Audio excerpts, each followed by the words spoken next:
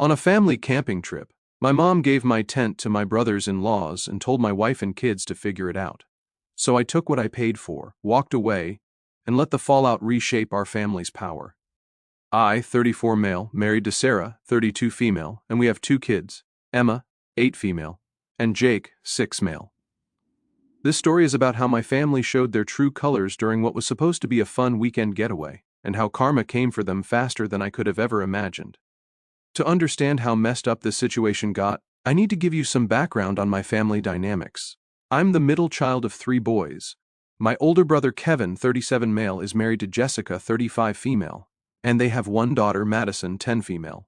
My younger brother Ryan, 29 male, just got married last year to this woman, Tiffany, 26 female, who my mom absolutely adores for reasons I still can't figure out. Maybe it's because Tiffany comes from money. Or maybe it's because she constantly compliments my mom on everything from her cooking to her decorating choices. Whatever it is, Tiffany can do no wrong in my mom's eyes. Meanwhile, my wife Sarah has always been treated like an outsider. Sarah's a nurse, works crazy hours, and she's one of the most genuine, hardworking people I've ever met. But she's not flashy, doesn't kiss up to people, and definitely doesn't stroke my mom's ego the way Tiffany does. Sarah just focuses on taking care of our kids and being a good person. Apparently that's not enough for my family. The favoritism has been going on for years, but it really ramped up after Ryan married Tiffany.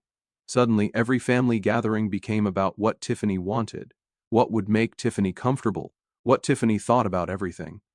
At Easter dinner, my mom rearranged the entire seating chart because Tiffany mentioned she had a better view of the garden from a different chair.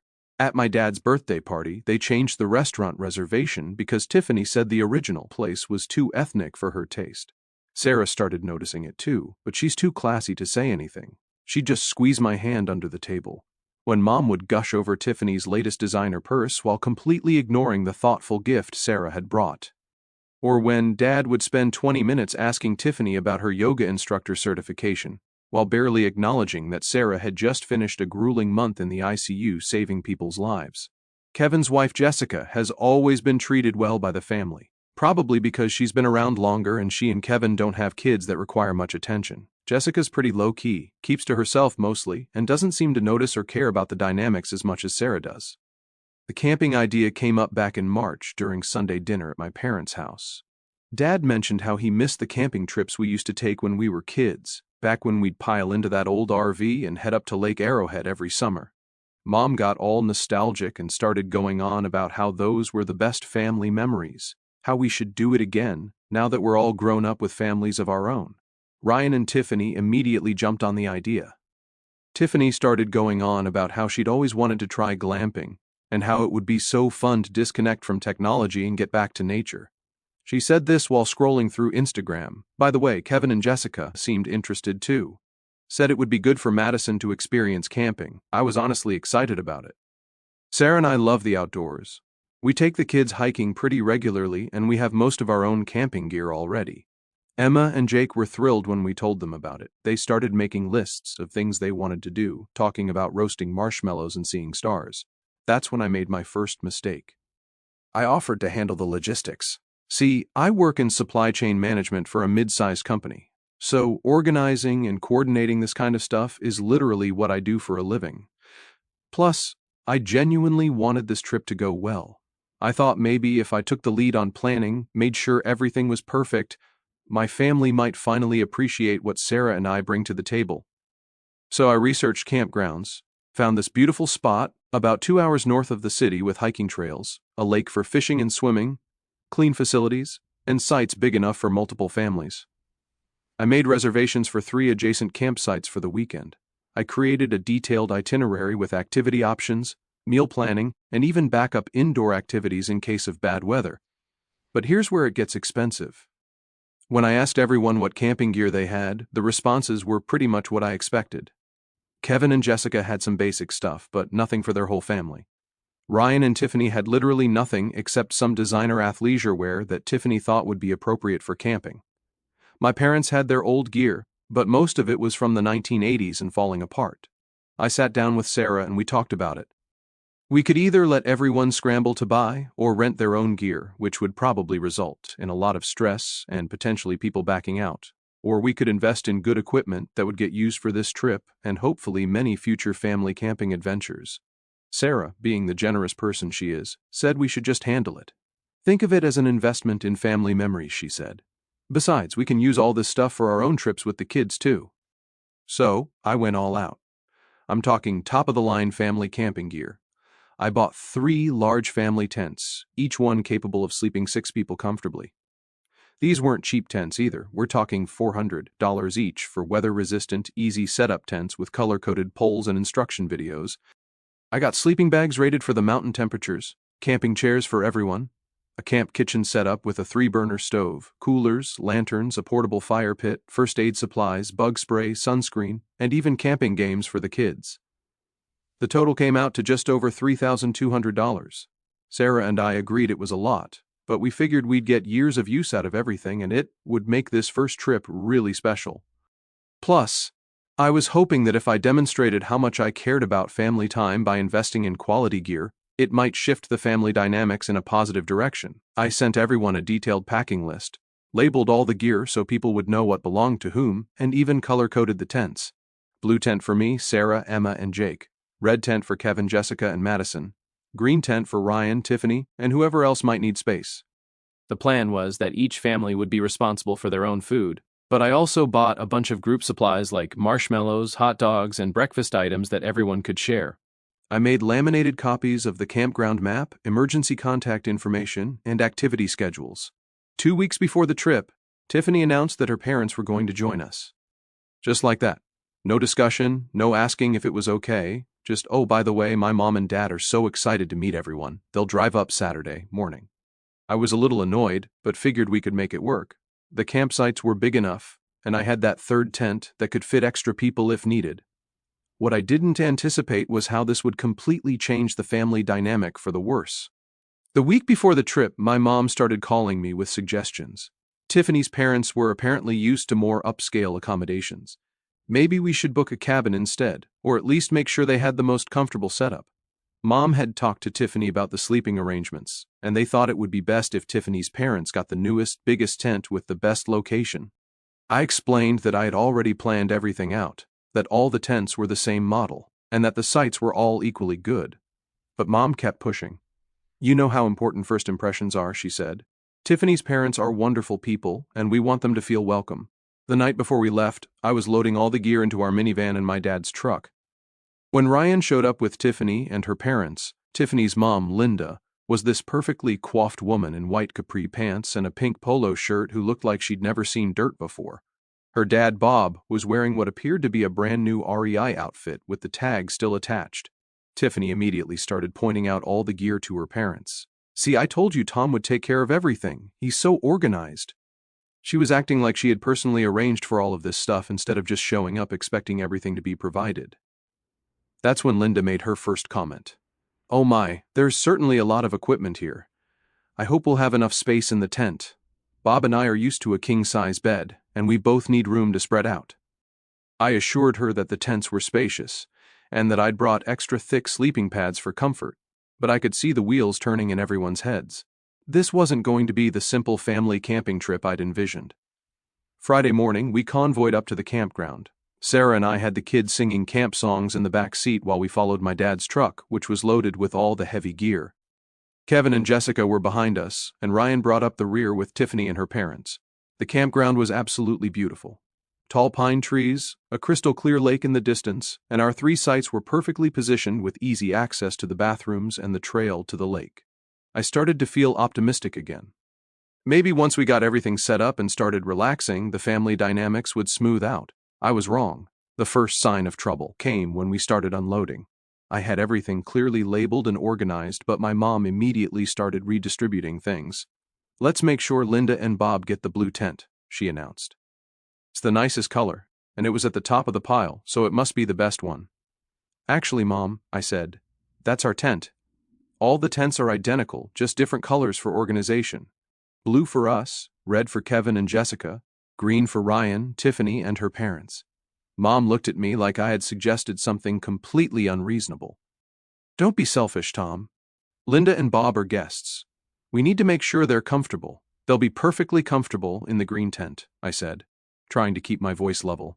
It's the exact same tent, just a different color. That's when Tiffany chimed in. Actually, Linda has this thing about colors. Blue is her favorite, and green makes her feel anxious. It's like a psychological thing. I looked at Sarah, who was helping Emma and Jake pick out a good spot for their camp chairs. She caught my eye and gave me a look that said, "Just let it go, it's not worth fighting over." So I let them have the blue tent. No big deal, right? They're all the same tent. But that was just the beginning. As we started setting up, it became clear that nobody except Sarah and I actually knew how to put up a tent. Kevin and Jessica were standing around looking confused while Madison ran around in circles. Ryan was trying to help his in-laws but clearly had no idea what he was doing. And Tiffany was sitting in a camp chair directing everyone while filing her nails. I ended up setting up all 3 tents myself while Sarah organized the camp kitchen and kept an eye on all the kids. By the time I finished, I was sweating through my shirt and my back was killing me. But the campsite looked amazing. 3 perfectly pitched tents, organized gear areas, camp chairs arranged around the fire pit, and a kitchen set up that would make any camping magazine jealous. That's when my mom delivered the line that still makes my blood boil. I was helping Emma and Jake arrange their sleeping bags in what I thought was our tent when Mom appeared in the doorway. "Oh, Tom, there's been a change of plans," she said in that fake sweet voice she uses when she's about to say something awful. "We don't have enough tents for your wife and kids." I stopped what I was doing and stared at her. "What do you mean we don't have enough tents? I bought 3 tents. There are 3 families plus Tiffany's parents. The math works out fine." Mom glanced back toward the blue tent where Linda and Bob were arranging their belongings. "Well, Linda and Bob need their privacy, and they take up quite a bit of space, and Kevin's family needs the red tent for the 3 of them. So Ryan and Tiffany will take the green tent." "Okay," I said slowly. "So where exactly are Sarah, Emma, Jake, and I supposed to sleep?" Mom shrugged like this was a minor detail. "I'm sure you can figure something out. Maybe the kids can sleep with their cousins, and you and Sarah are outdoorsy people. You probably have a backup tent in your car or something." I couldn't believe what I was hearing. "Mom, I don't have another tent. I bought these 3 tents specifically for this trip. I planned the whole thing based on 3 families plus 2 extra people. That's exactly what these tents accommodate." "Don't be dramatic, Tom," she said. And I could see Tiffany and Linda watching from the blue tent entrance. "I'm sure the kids won't mind sleeping on the couch in someone else's tent for one night." That's when it hit me. This wasn't an oversight or a miscommunication, this was deliberate. They had planned this. They wanted to push my family out to make room for Tiffany's parents. And they were doing it with a smile on their faces like I should be grateful for the opportunity to problem solve our way out of homelessness. "Let me get this straight," I said, my voice getting louder despite my efforts to stay calm. "I paid for all 3 of these tents. I paid for all the camping gear. I planned this entire trip. I set up everyone's tents. And now you're telling me that my wife and children don't have a place to sleep because you want to give our tent to people who decided to join at the last minute." Mom's fake smile faltered for just a second. "It's not about the money, Tom. It's about being welcoming to family." "Family?" I repeated. "What about my family? What about Sarah and Emma and Jake? Are we not family?" By now, everyone at the campsite was staring. Kevin and Jessica had stopped unpacking. Ryan looked uncomfortable but didn't say anything. Tiffany was whispering something to her mother, probably explaining what a terrible person I was for not wanting to give up the tent I had purchased. Sarah appeared at my elbow. "Tom," she said quietly, "let's just figure something out. We can drive back into town and see if there's a hotel with availability." The fact that my wife was willing to leave our planned family camping trip to stay in a hotel because my mother had essentially made us homeless on our own camping trip was the last straw. "No," I said loud enough for everyone to hear. "We're not driving back to town. We're not staying in a hotel. And we're certainly not splitting up our family so that Tiffany's parents can have the tent that I bought for my children."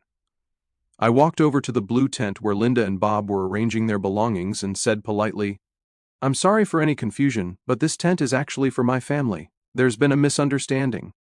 Linda looked at me like I had asked her to sleep in the dirt, but Tiffany said this was our tent. "We've already put all our things in here. I understand and I apologize for the confusion, but I need you to move your things to the green tent. That's where the space was planned for you." That's when Bob stood up to his full height, which was maybe 5'7" in hiking boots, and said, "Now listen here, son. I don't know what kind of operation you're running here, but we were told we'd have the best accommodations. We're not moving. Quick pause, fellas. YouTube just dropped this new hype feature. If you're hooked on this story, smash that hype button. It tells YouTube this video deserves to blow up, and it keeps even crazier stories coming your way. Thanks so much for your support. Alright, back to the drama. I looked around the campsite at my family. My mom was glaring at me like I was ruining Christmas. Dad was suddenly very interested in organizing the coolers and avoiding eye contact. Kevin and Jessica were whispering to each other. Ryan was staring at his phone like it contained the secrets of the universe. And Sarah was standing with Emma and Jake, both of whom looked confused and upset. Emma asked, "Daddy, where are we going to sleep tonight?" That's when I made the decision that changed everything. "Pack up," I told Sarah. "We're leaving." "Tom, don't be ridiculous," my mom said. "You're overreacting." I walked over to the blue tent and started pulling out Linda and Bob's belongings. Not roughly, but firmly. "This is my tent," I said. "I bought it, I set it up, and my family is going to use it. If you want to stay for the camping trip, you're welcome to use the green tent. If that's not acceptable, you're welcome to leave." Linda started sputtering about disrespect and how she'd never been treated so rudely. Bob was getting red in the face and muttering about young people these days, but I wasn't done. I continued pulling out their stuff. And then I started dismantling the tent itself. "What are you doing?" Ryan finally spoke up. "I'm taking my tent," I said as I worked. "And my sleeping bags, and my camp chairs, and my camping stove, and my coolers, and everything else I paid for." The reality of the situation was starting to dawn on them. Without my gear, they didn't have enough equipment for anyone to camp comfortably. "You can't just take everything," Tiffany said, her voice getting shrill. "What are we supposed to use?" "I don't know," I said, moving on to pack up the camp kitchen. "Maybe you should have thought of that before you decided my family wasn't important enough to have a place to sleep." My mom tried one more guilt trip. "Tom, think about what you're doing. You're ruining this trip for everyone." I stopped packing and looked directly at her. "I'm not ruining anything, Mom. You ruined it the minute you decided that Tiffany's parents were more important than your own son's family. You ruined it when you decided to take away the tent that my children were supposed to sleep in. You ruined it when you expected us to just smile and accept being treated like second-class family members." "That's not what happened," she said. But even she didn't sound convinced. "That's exactly what happened," I replied. "And now you get to deal with the consequences." Sarah and the kids helped me load everything back into our vehicles. It took about 45 minutes to pack up all the gear I had brought. The tents, the sleeping bags, the camp stove, the coolers, the chairs, the lanterns, the fire pit, the first aid supplies, all of it. When we were done, the campsite looked like a sad, empty patch of dirt with 5 adults, 1 teenager, and 2 very confused elderly people standing around looking lost. "Where are we supposed to sleep?" Madison asked Kevin. Kevin looked around helplessly. "I don't know, honey. Maybe in the car." That's when Emma, my 8-year-old daughter, walked up to my mother and said, "Grandma, why were you mean to Mommy and Daddy? Now everyone is sad." My mom's face crumpled a little, but she still couldn't admit she'd done anything wrong. "Grandma wasn't mean, sweetie. Daddy is just being difficult." I knelt down next to Emma and Jake. "Sometimes adults make bad choices," I told them. "When that happens, we have to make our own good choices. We're going to go have our own camping adventure." As we drove away, I could see them in my rearview mirror, still standing around the empty campsite. Part of me felt bad for Madison, and even for Kevin and Jessica, who hadn't really been part of the scheming, but were now stuck dealing with the consequences. But mostly I felt free. Sarah suggested we drive to a different campground about an hour away that she'd heard good things about. We called ahead and they had a site available.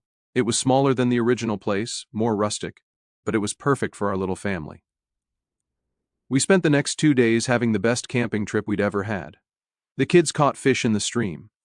We hiked to a waterfall, played card games in the tent when it rained, and roasted marshmallows around our own campfire without the family drama and the pressure to make everyone else happy. We could just enjoy being together. Emma learned to identify different types of birds. Jake collected rocks and arranged them in patterns around our campsite. Sarah and I actually got to have adult conversations without constantly managing other people's needs and emotions. On Sunday evening, as we were packing up to head home, my phone started buzzing. Text after text, call after call. I ignored them until we were back in the car, and then I finally looked. The messages were from everyone. Mom, Dad, Kevin, Ryan, even Tiffany. But the most illuminating ones were from Jessica. The first text, "Tom, you need to call your mom. She's having a meltdown." The second, "Linda and Bob left Saturday morning. They were furious." The third, Ryan and Tiffany are fighting. She's blaming him for not standing up to you. The fourth, Kevin and I ended up sleeping in the car with Madison. She kept asking why Uncle Tom was angry with her. Then came the phone calls. My mom crying, saying I had humiliated the family. My dad trying to play peacemaker, suggesting we all just forget about it and move on. Ryan, angry that I had destroyed his relationship with his in-laws. But the call that really got to me was from Madison. Kevin had let her call me and she was crying. Uncle Tom, why didn't you want to camp with us? Did I do something wrong? I sat in that car and explained to my 10-year-old niece that sometimes adults have disagreements, but it wasn't her fault and I wasn't mad at her. I told her I loved her and that maybe she could come camping with just our family sometime soon. After I hung up, Sarah reached over and squeezed my hand. You did the right thing, she said. I know, I replied, but it still sucks. The fallout continued for days. My mom sent me long text messages about how disappointed she was in me, how I had embarrassed the family, how Tiffany's parents thought we were all trashy people now because of my behavior. Ryan called to tell me that Tiffany was so upset about the camping trip that she was questioning whether she wanted to be part of our family at all. Like that was supposed to make me feel bad, instead of relieved. Dad kept trying to get me to apologize, to be the bigger person and smooth things over, but I was done being the bigger person. I had been the bigger person for years, watching my wife get treated poorly, watching my kids get less attention and love from their grandparents because they weren't the right grandkids. Kevin was the only one who surprised me. He called on Wednesday evening after the kids were in bed. I owe you an apology, he said without preamble. For what? For not standing up for you and Sarah, for letting Mom push you around like that. For not speaking up when I saw what was happening. I was quiet for a moment. Why didn't you? Kevin sighed. Honestly, because it was easier to let Mom take her frustrations out on you than to deal with them myself. Because Jessica and I were comfortable with the status quo. Because I'm a coward. It was the most honest conversation Kevin and I had had in years. Madison has been asking about you guys constantly. He continued. She doesn't understand why the camping trip ended like that, and I've been trying to explain it without making anyone look bad. But the truth is, Mom was wrong. You paid for everything. You planned everything. And then she tried to make your family homeless on your own trip. That's messed up. So what are you going to do about it? I asked. I'm going to start speaking up, Kevin said. And I want to plan a camping trip with just our families. You, me, Sarah, Jessica, and all the kids. No drama, no politics, just cousins having fun. 2 weeks later, that's exactly what we did. Kevin and Jessica bought their own camping gear. We found a beautiful spot in the mountains, and we had an amazing time. Madison, Emma, and Jake played together like best friends, which they were before family politics got in the way. Sarah and Jessica bonded over shared stories of feeling like outsiders in family gatherings. Kevin and I worked on rebuilding our relationship without the toxic dynamics that had been poisoning it for years. But the real karma came about a month after the camping trip disaster. I got a call from my dad on a Thursday evening. He sounded stressed, which was unusual for him. Tom, we need to talk. What's up, Dad? It's about Ryan and Tiffany. Apparently, the camping trip had been the final straw for Tiffany's parents. They had been having doubts about Ryan for months, thinking he wasn't good enough for their daughter, wasn't ambitious enough, didn't come from the right kind of family. The camping disaster confirmed all their suspicions.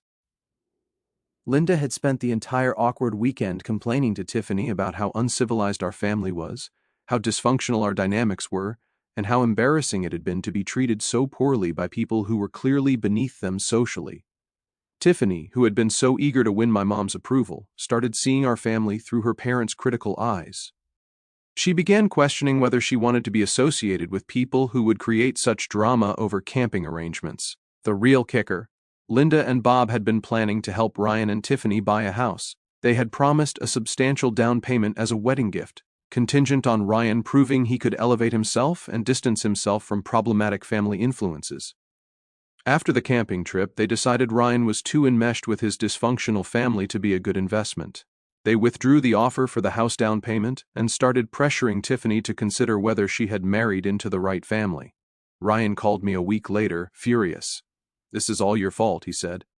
"Tiffany's parents hate our family now because of your tantrum at the campground. They were going to give us $60,000 for a house, and now they won't even return our calls. Let me get this straight." I said, "You're mad at me because your in-laws are shallow people who judge others based on camping arrangements."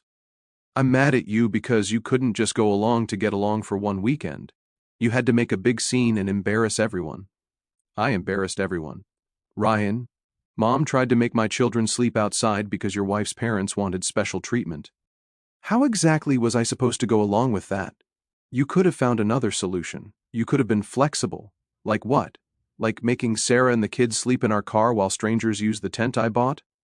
Teaching my children that they're less important than people with money? Like showing Sarah that her husband won't stand up for his own family? Ryan didn't have an answer for that, but the karma wasn't finished yet.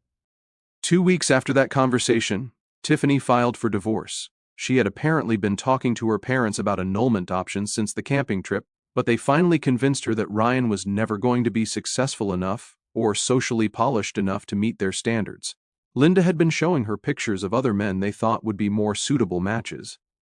The divorce papers cited irreconcilable differences, but Ryan found text messages between Tiffany and her mother discussing how the camping trip had been a wake-up call about the kind of family she had married into. My mom was devastated. She had invested so much emotional energy into winning Tiffany's approval, constantly defending Tiffany's behavior, and reshaping family dynamics around making Tiffany comfortable. Now Tiffany was gone, taking all that validation with her. Ryan moved back in with my parents temporarily, which created its own set of problems. He was depressed, angry, and looking for someone to blame. Mom kept insisting it was all my fault, that if I had just been more accommodating during the camping trip, none of this would have happened. Dad, to his credit, was starting to see things more clearly. He called me about a month after Tiffany left Ryan. "I've been thinking about that camping trip," he said, "about what your mother asked you to do, and it wasn't right. You paid for everything. You planned everything. You did all the work, and then we tried to push your family aside for people who weren't even originally part of the trip. I should have said something. Why didn't you?" Dad was quiet for a long time. "Because your mother gets so excited about having everyone think well of us. She was so proud that Tiffany's parents wanted to meet the family. So eager to make a good impression. I thought if we could just get through one weekend, everyone would be happy. Everyone except my family." "Yeah," he said quietly. "Everyone except your family." The conversation with Dad led to bigger changes. He started pushing back against Mom's favoritism, insisting that all the grandchildren be treated equally. When Mom tried to plan Emma's birthday party around what would be convenient for Ryan's new girlfriend, Dad shut it down. "Emma gets to have her party the way she wants it." He told Mom, "She's been looking forward to this for months, and we are not changing everything because Ryan might bring someone new." Kevin continued to stand up for Sarah and me in family situations. When Mom made one of her subtle digs about Sarah's work schedule, Kevin called her out on it directly. "Aunt Sarah saves people's lives for a living. Grandma, maybe we should be grateful she makes time for family at all." The family dynamics shifted slowly, but they did shift. Mom realized that her favoritism was costing her relationships with her other children and grandchildren. Without Tiffany there to provide constant validation, she had to confront the fact that she had been treating people poorly in pursuit of approval from someone who never really cared about our family anyway. Ryan eventually got his act together, started therapy, and admitted that the marriage had been problematic from the beginning. He said Tiffany had always been critical of our family, always pushing him to distance himself from us, and that he had gone along with it because he was infatuated with her. "I let her convince me that you guys were the problem. She was always saying that Mom babied me too much, that Dad was too blue-collar, that Kevin was boring, and that you were controlling. I started seeing everything through her eyes instead of my own." "What changed?" I asked. "When she left, I realized that the only people who actually cared about me were the family members I had been pushing away. Her parents didn't give a damn about me as a person. They just wanted a son-in-law who looked good on Christmas cards." The real validation came 6 months later during Emma's birthday party. We were having it at our house, a simple backyard barbecue with games and cake. Fancy, just family and a few of Emma's school friends. Mom was helping Sarah set up the decorations when she stopped and said, "You know, this is exactly the kind of party I should have been throwing all along." "What do you mean?" Sarah asked. "All those elaborate events I planned to impress Tiffany. All that stress about having everything perfect. This is what family gatherings should be like. People who actually care about each other. Kids playing. Everyone relaxed and happy." Sarah could have been petty about it, could have pointed out that she'd been trying to create this kind of atmosphere for years while being ignored and dismissed. Instead, she just smiled and said, "I'm glad you're enjoying it." That night, After everyone had gone home and the kids were in bed, Sarah and I sat on our back porch looking at the stars. "Do you regret it?" she asked. The camping trip, the confrontation, all the drama that followed. I thought about it for a minute. "No," I said. "I regret that it took so long for me to stand up for us.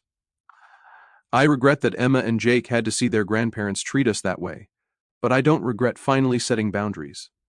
Even though it caused so much upheaval, the upheaval was already there. I said it was just hidden under politeness and people-pleasing. At least now it's out in the open where we can deal with it." A year later, our family relationships are the healthiest they've ever been. We still do group camping trips, but now everyone brings their own gear and contributes fairly.